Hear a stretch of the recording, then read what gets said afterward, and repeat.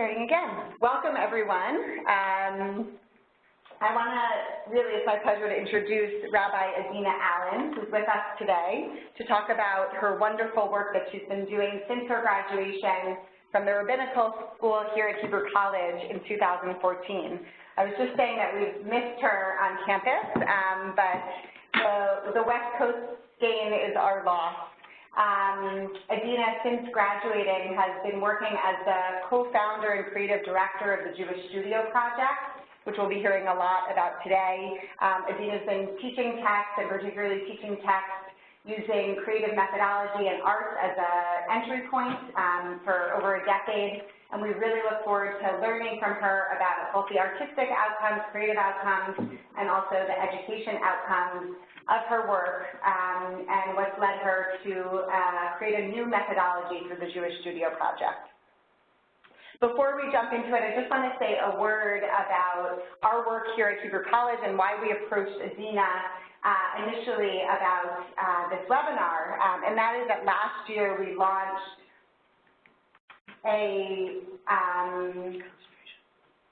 sorry, Iris can't seem to hear us, so we're going to try to fix that in a minute. Iris, apologies. We launched a dual degree, a dual track, Master's of Jewish Ed and Master's in Jewish Studies, an arts educator track. And that track allows for students to delve deeply into Jewish texts and to Jewish educational pedagogies, and to really think about how they can bring the arts into their classroom and also Jewish into their art classrooms. So we're seeing a great interest among artists and among educators to think more creatively about teaching their Jewish studies through that lens. Adina can bring us a lot of expertise on that. But if anyone here on the call or if anyone knows anyone who's interested in that intersection between Jewish arts and Jewish ed, we'd love to talk to you about our program. Right now, we're in recruitment mode for the spring semester. We have incredible fellowships for the spring that subsidize about half or more of one's tuition, and they apply to that dual track program as well as our other Masters in Jewish Ed programs.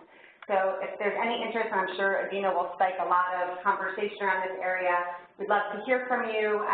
Other webinars that you're interested in this area, we're very open to your feedback and interest. So thank you all for being here, and I'm going to hand the reins over to Adina. Okay, can you hear me? We can. Okay, great, thank you. Thank you so much to Deborah and to the Schulman School for inviting me. It's nice to feel like I'm back on campus, at least virtually. I remember that conference room very well. So I'm really honored to be here today, and thank you all for joining us. My plan is to give you a bit of an overview of the approach that I've developed to integrating creativity and Judaism, some of the philosophy, as well as some real-life examples of how this has been used on the ground, including some short and long-term outcomes for this work. And I'm really excited to learn from you, from your questions and experience, and to have a conversation afterwards and see what we can learn together. So I think I'm going to do this screen share. 1 second. Deborah, can you just help me? Sure. Which little link do I push to share my PowerPoint? Yeah, I think let me just pass off the screen to you if that's shared.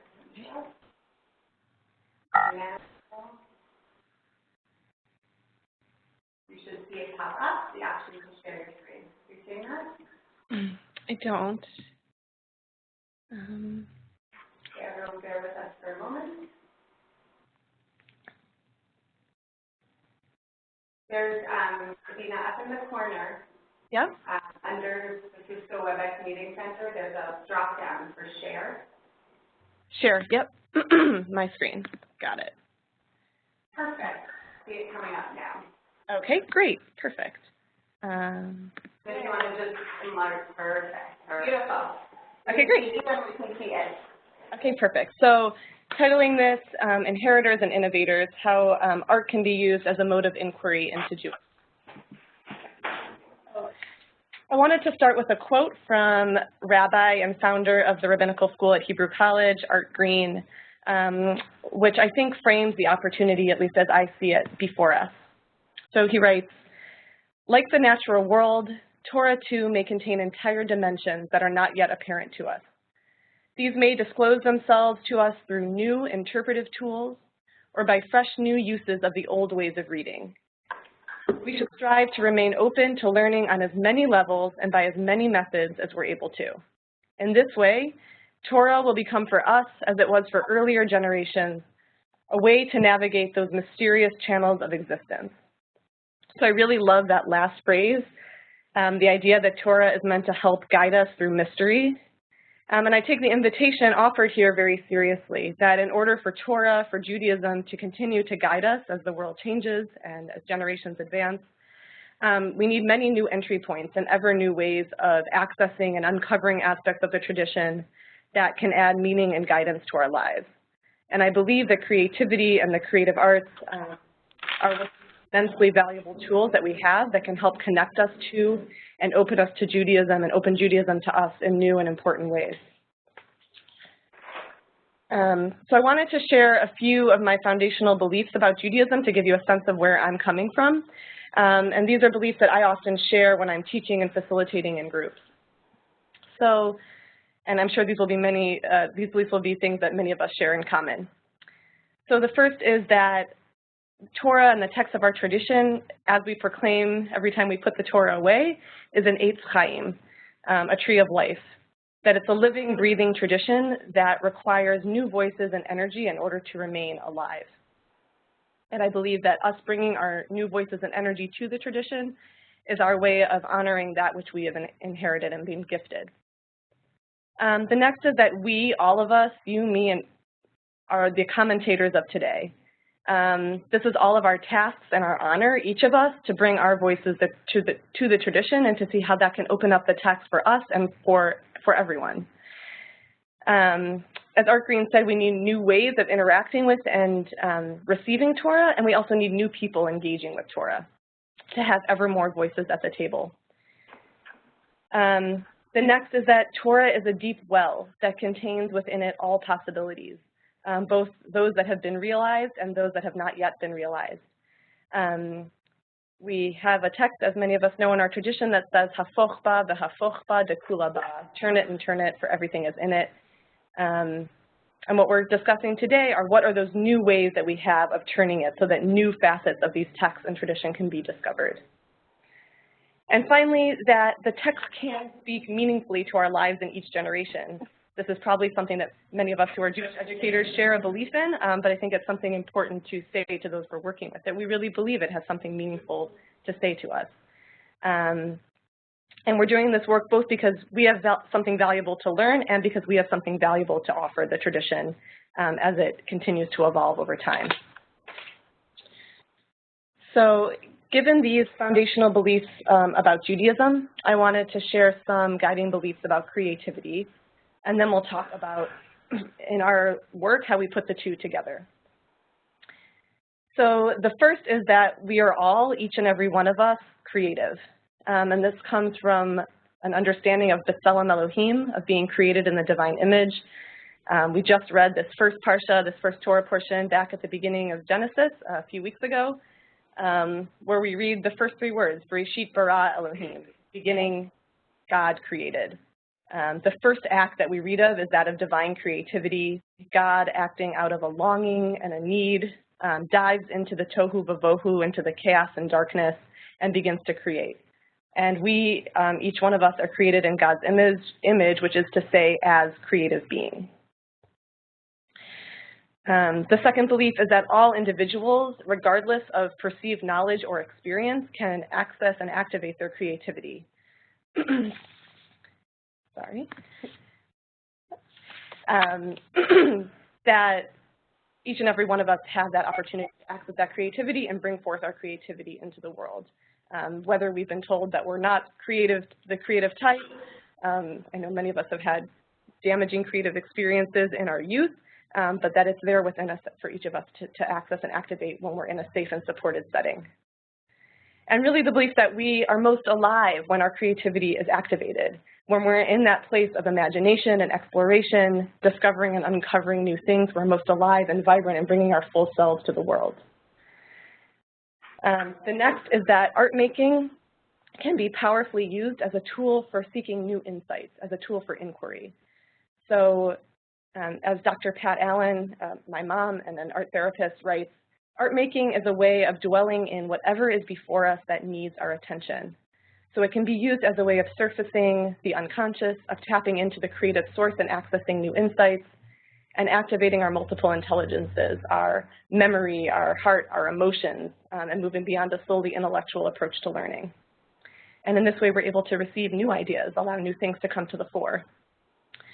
And I believe that combining the creative process with chavruta, with one-on-one paired learning, is able to expand our capacity for empathy, for listening, and for tolerance.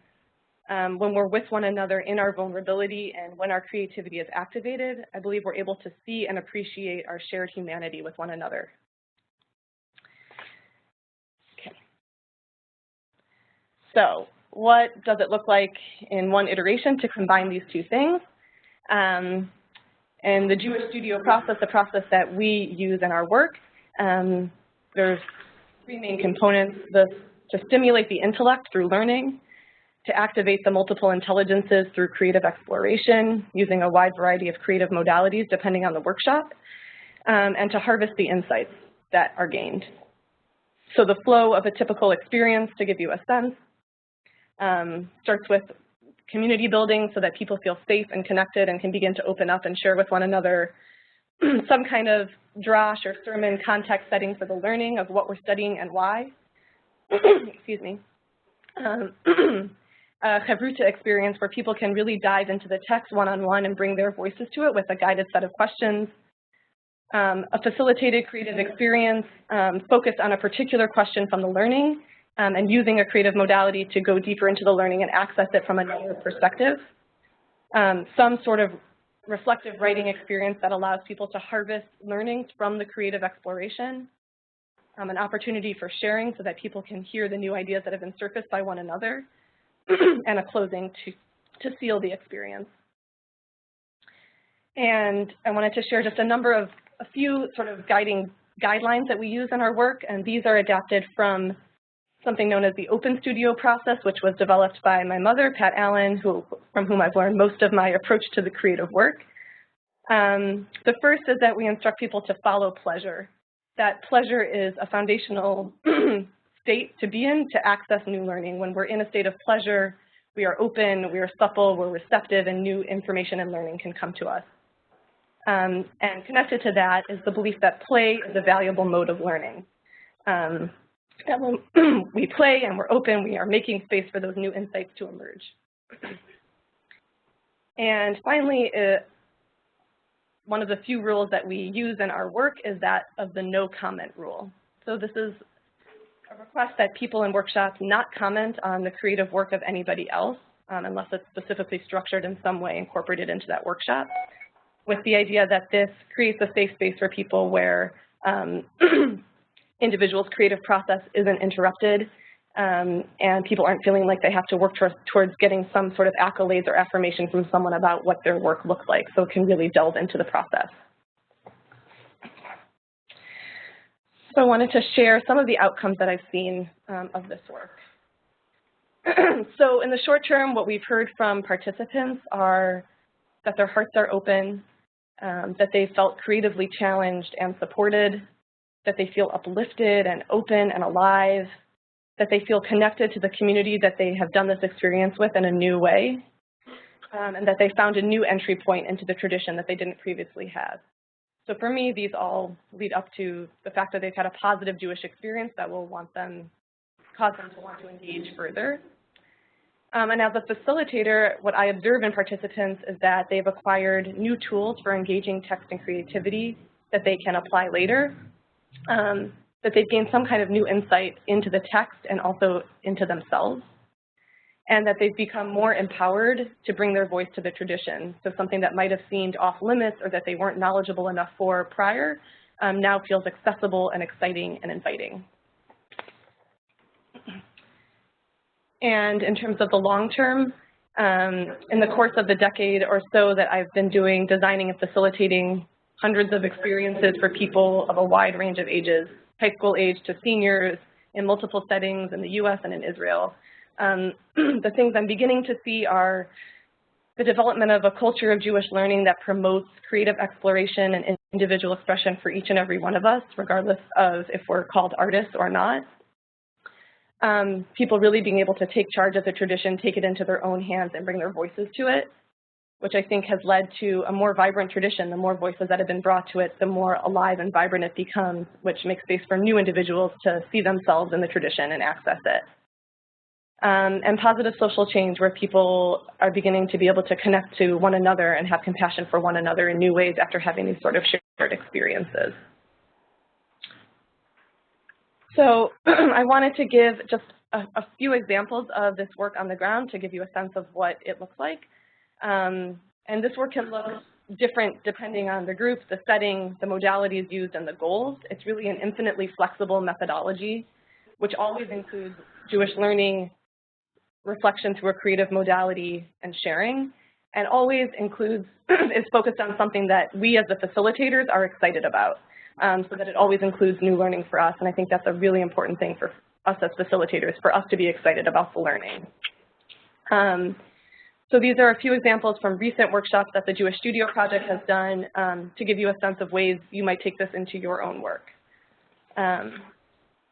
So the first was a campaign we did right before the high holidays, a campaign to ignite creativity and reflection and learning in preparation for Rosh Hashanah.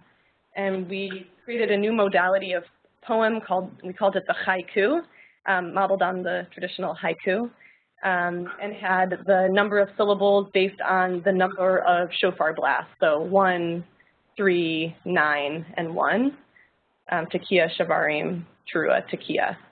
We created a video that we released to social media explaining what the shofar is meant to do, how it's meant to awaken us, and explaining the prompt. And we had over 1,500 people view the video and 40 people share it, which we hope will become a durable experience that can happen from year to year. We received over 170 haiku submissions from a wide range of people, lay leaders, educators, rabbis, and also people who had never known what the shofar was before, from adults and children, which a number of educators used in their setting. I just put a few examples up here. I think they're really beautiful, especially the 5th graders. Hi, shofar man, awaken me for the new year, please, love. This was a simple concept to get people to connect to the meaning of the holiday and bring their voice to the tradition in a way that could be both meaningful for them and meaningful for others as they shared them.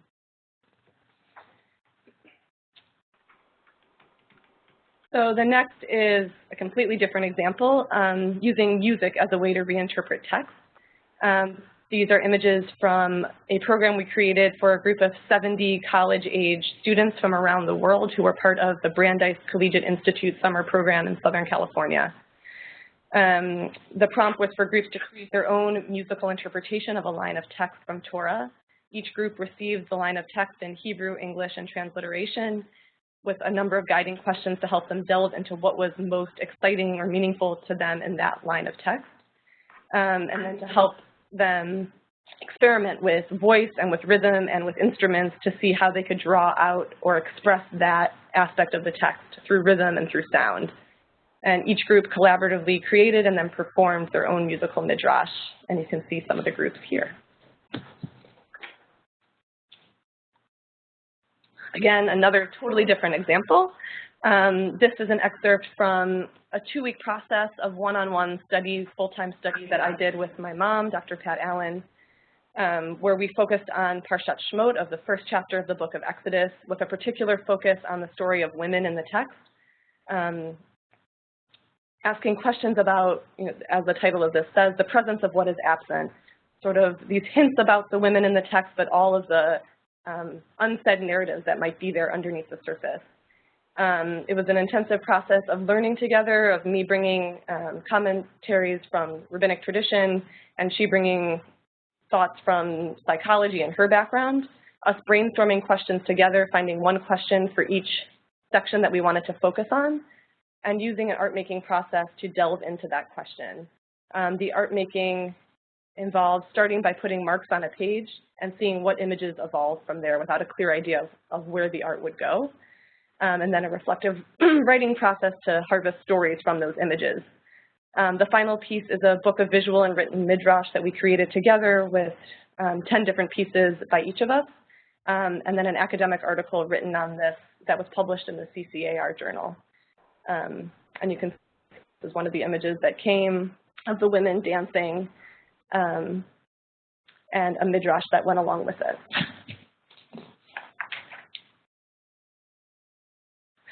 And just one more example, using movement.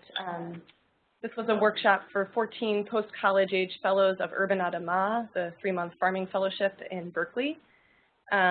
We were delving into the theme of journeys and journeying into the unknown as they prepared to figure out what their next steps were going to be after the fellowship, and delving into the text of Lech Lecha, of Abraham's call by God to leave the land that he had known and journey into an unknown land. We did a text study on Lech Lecha and on the theme of journeys, and then designed and facilitated a movement experience to delve into the theme of journeys through the body, asking the question of what an embodied experience might be able to teach us anew about the text.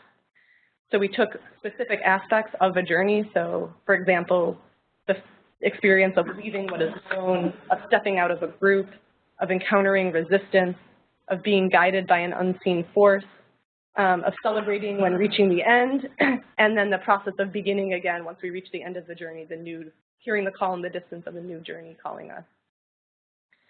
So these are some images from that experience. So just one more slide. I wanted to close the formal presentation with just some guiding principles for facilitators of things that I found to be useful in my work and that guide the way I lead these programs that I thought might be useful. Things that I found. So the first is the importance of being in service on a number of levels, both to individuals, to the tradition, and to ourselves as the facilitators. And really believing that the same experience can provide nurturance to each of these groups simultaneously. The need to design from a genuine interest in what we, the facilitators, want to learn. I think that's foundational for us to have that energy and that interest in what we're doing, wanting to learn from those we're working with. To remain on our learning edge, so to not have to be a complete expert in whatever it is we're offering, to know enough to be able to teach, but also to be able to challenge ourselves so that there's something new for us as facilitators in each experience. And this varies from group to group, but... Will you just, Adina, it's just got a little hard to hear you. Will you just come a little closer? Great. Is it better? I think so. Okay. Almost done here. For facilitators to participate to the greatest extent possible, so I mean, depending on what the workshop is and who the participants are, that will vary. But to the best that we can, we try to be doing the art and doing the writing and doing the sharing with participants so that it really is a shared experience. The importance of setting an intention as a facilitator for the experience, and then also the ability to release that intention to allow the experience to be what it's going to be. And finally, and probably most importantly, to hold a belief in the creative capacity of each person that we work with to be a teacher, to teach us and to offer new things to us and to the tradition. So that concludes the end of the formal presentation, and I look forward to Marian's response and to your questions and to seeing you all in the studio soon. Thank you, Adina. And thank you very much, Adina. So I'm Marian Gribbetts, and I'm on the faculty here of the Schulman School. And for my colleagues and students, many of you know that one of my areas of interest and expertise is in the use of arts in building Jewish identity and the use of particularly visual arts in helping us access tradition, similar to the kinds of things that Adina has shared with us this morning. So first of all, thank you, Adina, first of all, for your work and the thoughtfulness that you put into it, and clearly the impact that you have on the students and participants that you work with week in and week out. Clearly, the creative spirit and the creative thought process that you yourself exhibit and that you bring to your students is palpable, both from your presentation but also from the outcomes that we witnessed in your presentation. So thank you for that. Some of the things that I'm curious about, and I want to open up to the Kahal who's listening today, and I want to hear, of course, from the students, from the participants today, your questions and your thoughts. But Adina, it seems to me that much of your work is focused on really harnessing and empowering your participants to access the text itself and then to go from there, which clearly is a very Jewish way of encountering the text, something that our commentators have done for centuries. And you, at one point in your presentation, you even indicated that you sometimes expose the students, your participants, to the traditional commentators. And I'm interpreting it. When you said commentators, I assume you meant the traditional commentators. So one of the things that I'm wondering about, because of the importance of the whole premise of making us all creators, all able to access the tradition, all able to create and to interpret, I'm wondering about adding in to studio work as you've described, and not necessarily in your project, but I'm posing it to the rest of the presenters as well, the rest of the participants as well. How important or what role it can play to expose us to other creators who have worked throughout the centuries. We live and breathe a very rich tradition, not just of our traditional commentators, but clearly of other artistic individuals, other creative individuals who approach the text, not just our traditional text, but approach Jewish life through the creative lens. So I'm thinking also about ways of understanding Jewish history, ways of understanding Jewish culture bigadol, not just culture of ritual objects or rituals, but our culture as it has been expressed over the 2,000 years. So that's something that intrigued me, and clearly, Adina, I imagine that you as a rabbi, your connection to the traditional text, whether it's Torah or Mishnah or Midrash or Tefillah, that's the starting point for you, and hope that you think that that's a great starting point to allow people to access our tradition. But when we talk about multiple entry points, I wonder if there are other areas of Jewish life and culture that we may want to see as starting points and also as motivators for us to each understand ourselves as creative individuals when we can look at poetry and art and music and other creative expressions that have been created throughout Jewish history. So that's just something I want to pose to the Kahal and to Adina as well. So Adina, I don't know if you want to respond to that, but I also want to open it up to the whole community that's on the call. I think we have about 20 more minutes, so I'd really love to make this more interactive and have people ask questions.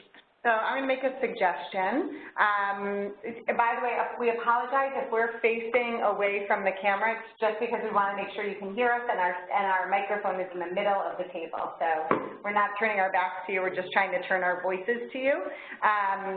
So I want a few procedural things. Maybe, Adina, we can have you respond to Marion's comments first and then open it up. And folks, we can, at any given time, there are so many people on the call, we can't see everyone's image necessarily, but if you can use the hand-raising function or simply speak up in a pause, then we will be sure to call on you and include you in the conversation. So we'll kick it off with Adina, and then Marion will take it from there.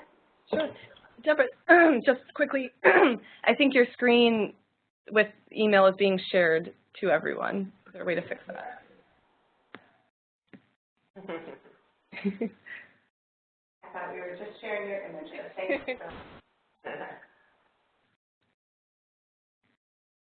Okay, great. Okay, great. Yeah, Marion, I think that's a wonderful question, and my background isn't in the history of arts and interpretation through the arts in Judaism, but I'm fascinated to learn from others how they use that. And I think both music and visual art.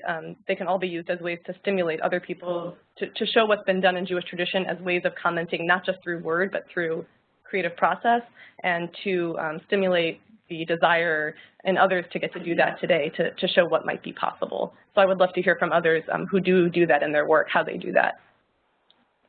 Great. So Adina, at one point, if you and I would like to have a private conversation, I'm happy to do that. And I'd love the opportunity to work with you on that at some point in the future. But I do want to open it to our participants. Clearly, on the call are some of our current students. We have community members. We have people that have been practicing as Jewish educators for decades.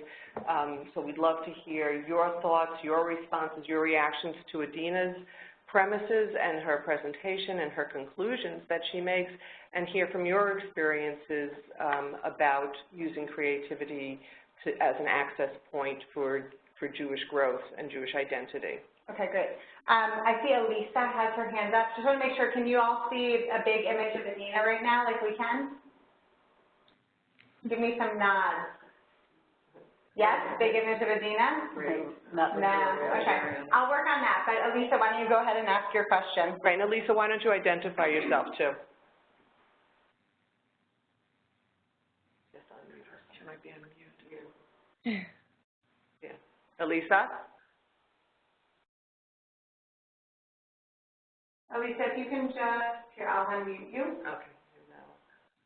We should be able to hear you now.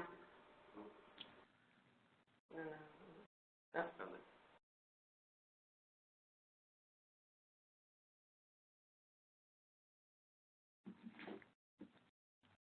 Okay, Elisa, if you want to type in your comment, I can at least share it with everybody else, or maybe we hear from somebody else. And in the meantime, I'll just introduce Elisa. Elisa is a graduate of Hebrew College from, I believe she received her degree in the late 90s, and she has been a Jewish educator professionally here in the Boston area for many decades, working in a number of synagogues, both conservative and reform, and she's currently the education director at Temple Israel in Sharon. So anyone else want to raise their hand, though, or pipe in?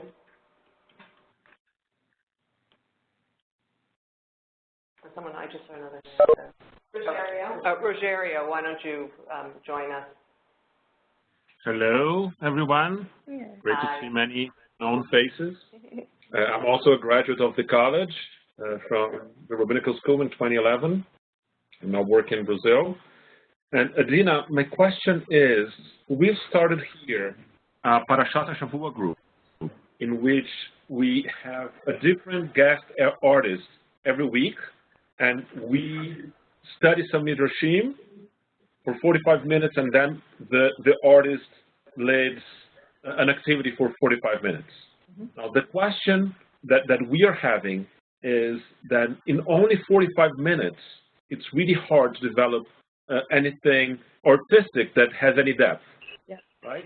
And the textual part of the exercise repeats itself from week to week, so the participants gain in the skills of dealing with the text, but because we have a different guest artist every week, in the artistic element, they don't really grow. Right? There's one-time exercise, but it's not that the next week they're going to paint back. So how are you dealing with that challenge? Yeah, that's a great question. That's a particular challenge, and I think in general, the lack of time that people have or are willing to dedicate to this is a challenge. The depth that one can go into with 8 hours of intensive study or weeks or months is much different, and creative work is much different than what you can do in a one-off, one-hour series with people. Have you tried just having one artist, or tried having sessions that are 1 week Torah study and the next week creative process on that learning? So thinking of all different ways to kind of split up the time. So the answer is no. We just started. So we started with Bereshit 2 weeks ago, and one idea that we had was to have series. So if we invite one artist for the Abraham series and one artist for the Exodus series, and I guess that all the artists that we are invited so far, they want to do the one-time trial before they commit to multiple times. So maybe that will be one of the ways that we're going to deal with this. Yeah, and you can, it sounds amazing.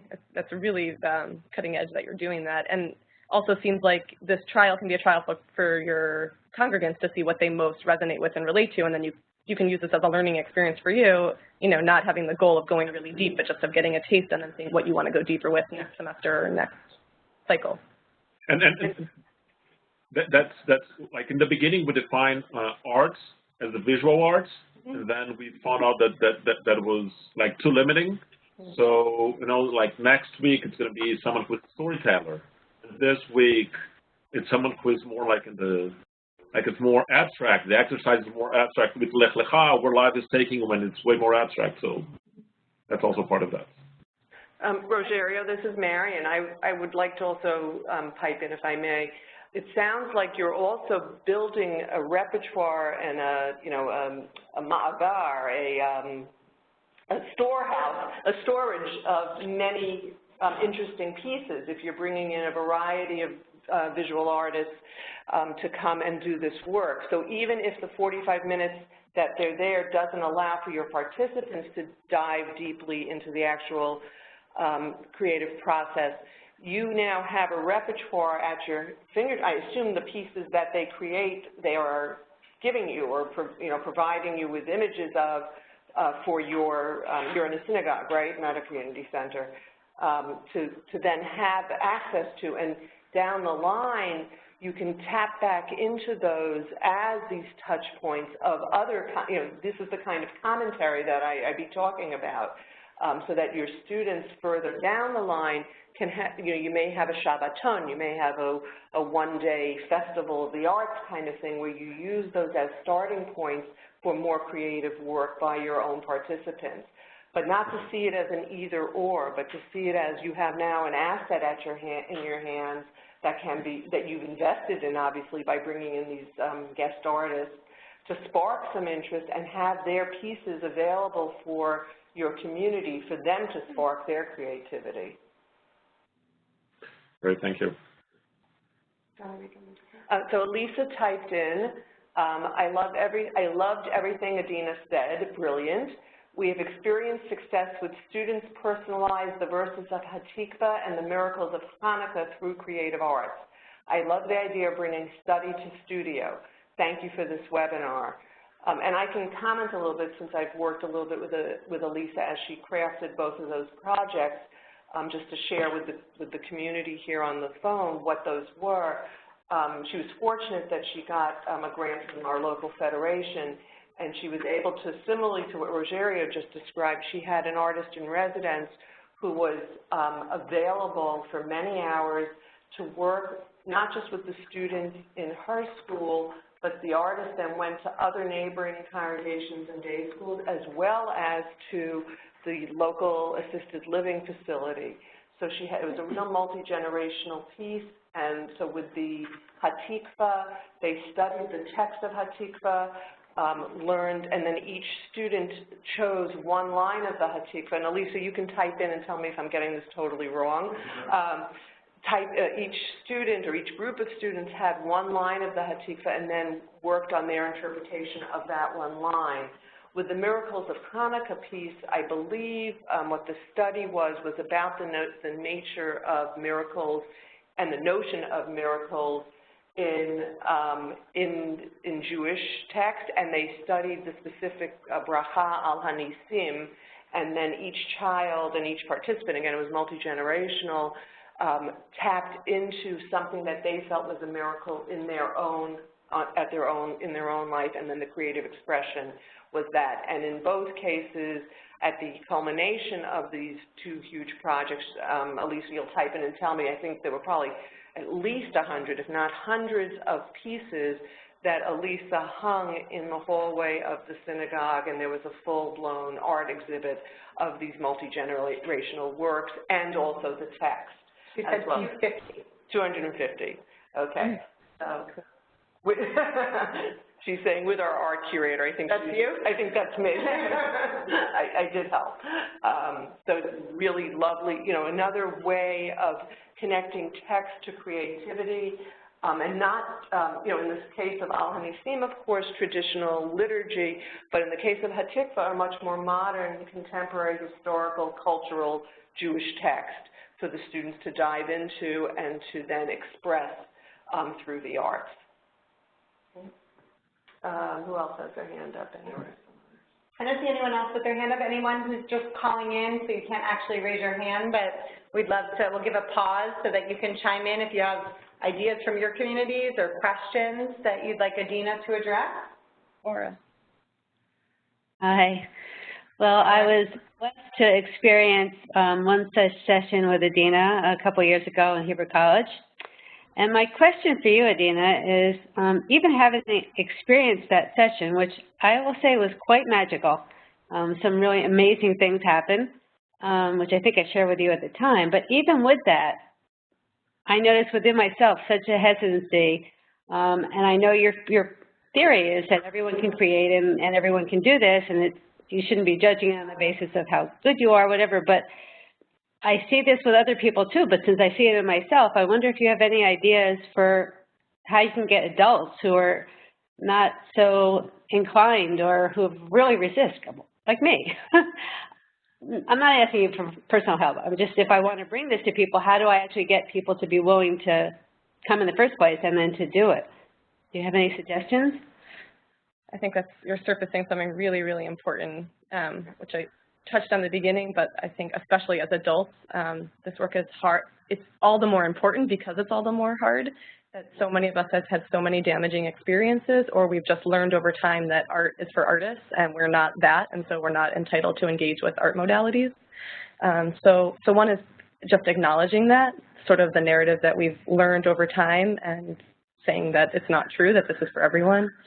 The second is knowing just from experience that most often the people who come into workshops saying that and being the most resistant and saying like, I'll do the learning but not the art part, or like, because I'm not creative, like end up doing the most amazing and transformative work. So just having a belief in that the process does work.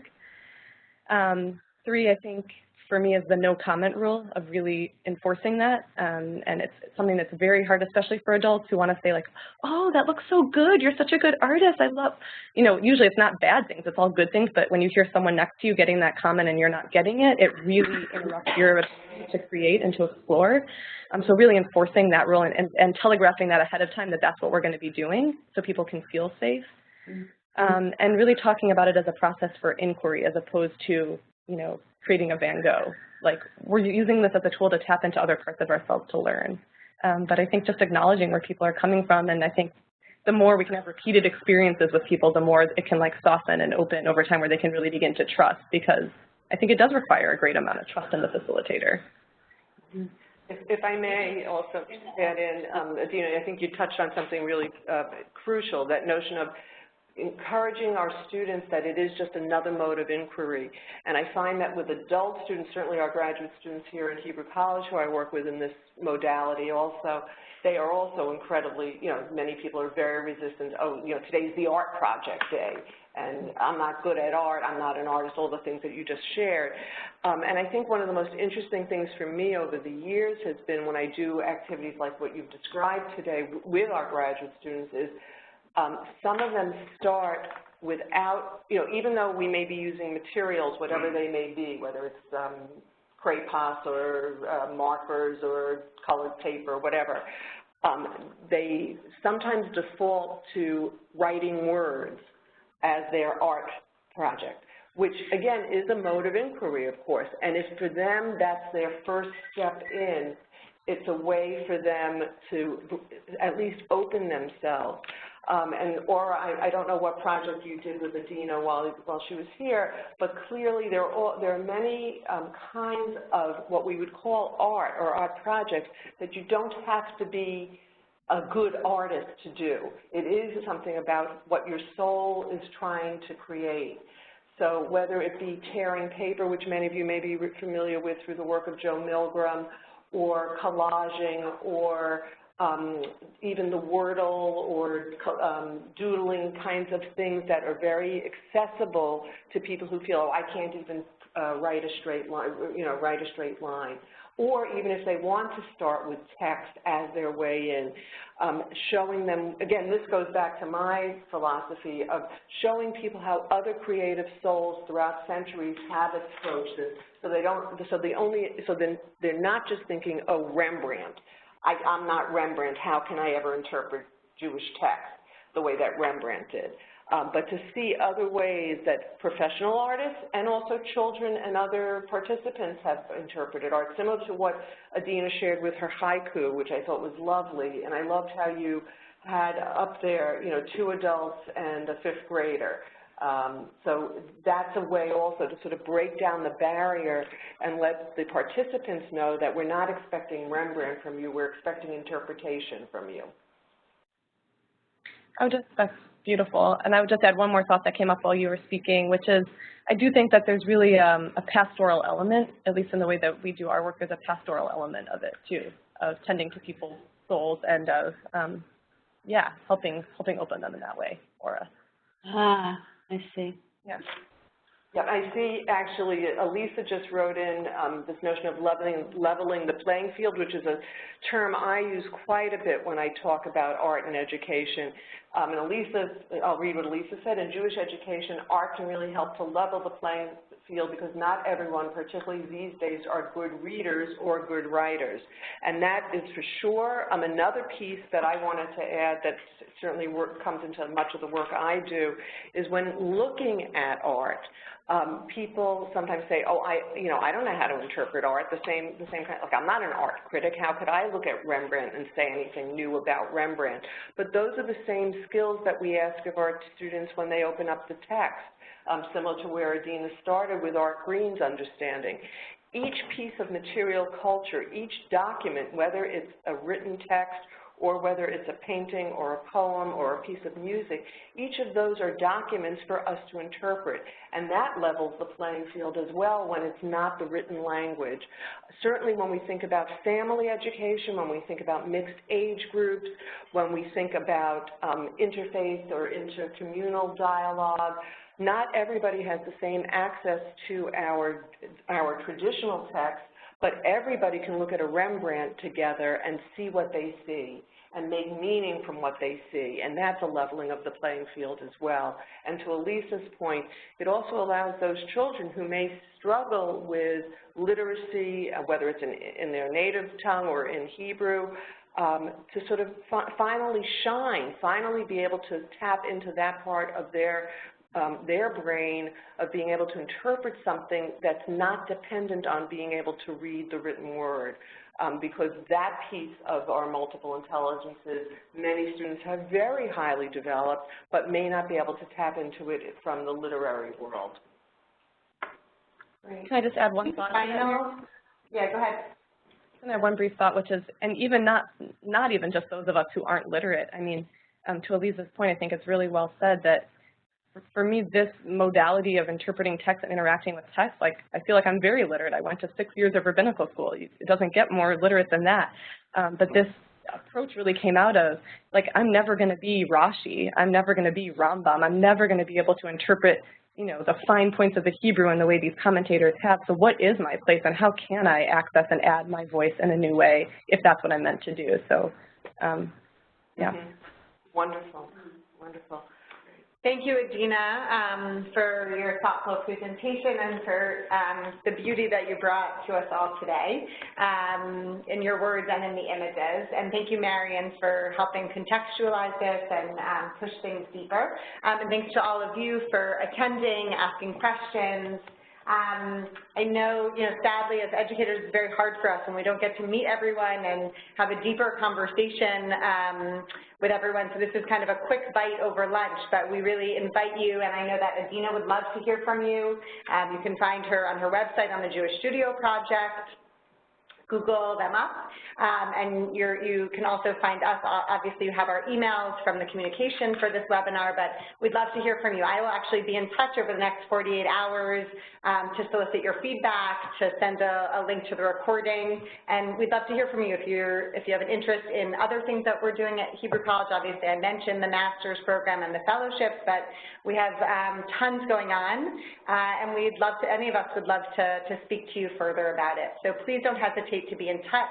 Thanks so much for being here, and we'll let you know when we're doing this again. And if you have great ideas for other pieces of learning that you would like to do, please let us know and share. Thank you so much. Thank you. Thanks, Adina. Thank you, Adina. Thank you all.